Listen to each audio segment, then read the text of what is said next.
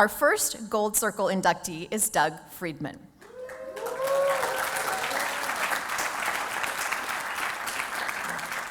Doug's career in television began at KTLA in 1976 and has spanned broadcast stations, networks, studios, as well as both domestic and international television distribution.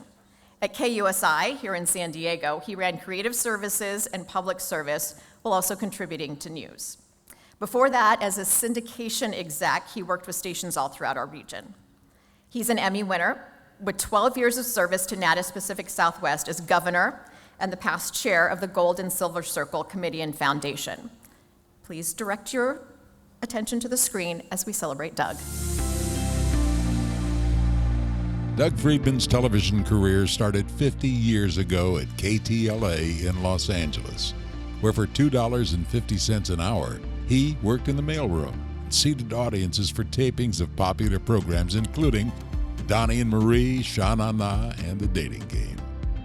After graduating from college in 1978, he joined Chuck Barris Productions and worked his way up to become a writer on The Newlywed Game, Treasure Hunt, Three's a Crowd, and other Barris shows. Doug returned to KTLA's Creative Services Department for his first job in marketing and earned his first senior management position 4 years later with startup television station WGBS-TV in Philadelphia. Back in LA, he found himself in senior executive roles with TriStar Pictures, Stephen J. Cannell Productions, Genesis Entertainment, New World Entertainment, and Lionsgate, as well as creative positions at the three major broadcast networks, ABC, CBS, and NBC. As president of Genesis Entertainment, I've had the privilege of working with Doug. In launching Access Hollywood against all the existing competition in prime access, I knew it was not going to be an easy task. But Doug put together a brilliant marketing campaign that made the show a continuing success. Proof of that is that the show's been on for 30 years. Doug is such a terrific person because he gets along with everyone. One of Doug's strong suits is that he can not only creatively design a great marketing plan, but he has the ability to recognize talented individuals to put together a team to execute that vision. In 2005, Doug moved to San Diego as Director of Creative Services for KUSI Television. Better watch my hide. PPR is coming. Winning an Emmy Award for his work and launching numerous creative ad campaigns for 14 years. Doug came to KUSI. He was not an unknown to me. He'd been at KTLA. He'd been involved in syndication. The question mark was, how will he integrate into KUSI, the culture and the newsroom? Often you have people that are very experienced in marketing and promotion, but they're not comfortable crossing the line into news. That wasn't the case with Doug. He was able to immediately get into the newsroom, into our culture, into my dynamic, and I always felt that I had a partner right there, looking over my shoulder, who was figuring out on his own without me exactly how we were going to present who we were and what we were doing to the people of San Diego. For me, Doug was that way. We had a bond that was everlasting, even to this day. Here's a look at just some of the many places, programs, and campaigns for which Doug Friedman is being honored. Plus, you'll enjoy pleasant dreams on this King Coil mattress. Excitement, thrills. Things on a roller coaster. Money, celebrities. Things in Hollywood. The $100,000 pyramid weeknights at 6 on Channel 5. That's it! Hello, Philadelphia. Hello, 57. Philly's own superstation. Philly 57. Whoopi Goldberg Show. So without further ado, ladies and gentlemen, it is an extreme pleasure for me to introduce Whoopi Goldberg. Thank you.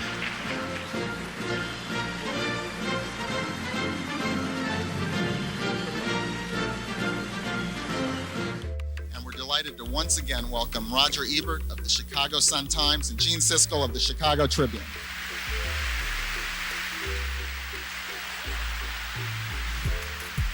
Kiss Me, Kate. Very, very famous, and it is playing in Escondido at the California Center for the Arts. And guess who's there? It's our man, Doug Friedman. Good morning, Doug. Hey, Doug. Hey, guys. How are you? Good morning. Good Glad morning. to be What's here. going on? Today, 50 years after his first television job, Doug continues to produce cutting-edge promotion for 3 programs in national syndication: Heartland, Murdoch Mysteries, and Bloodline Detectives. Writes a weekly column on Substack and serves on the governing board of NATAS-PSW. We congratulate him on a career rich in creativity and public service that led to today's honor, joining the TV Academy's Gold Circle.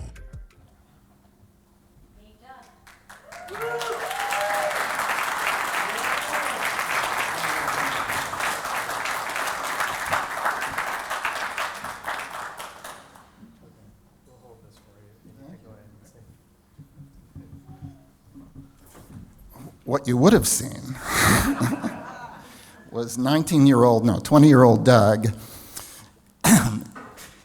in a bed on the set of the Newlywed Game as it opened up, and the grand prize winner of the Newlywed Game gets a brand new bedroom set. But little did they know that the producer was going to grab me before the last segment, said, "Doug, take your shirt off, get in the bed with Sharon, and just smoke a cigarette." Damn. The next day, a memo comes out from Chuck Barris saying, "No more of that." Anyway, thank you for Rob for creating half of a great video. And thanks, my son is here from Seattle. Joseph, thank you. Good friends, Scott and Meredith, Star Repertory Theater, thank you very much. Working at KTLA in the 70s was amazing.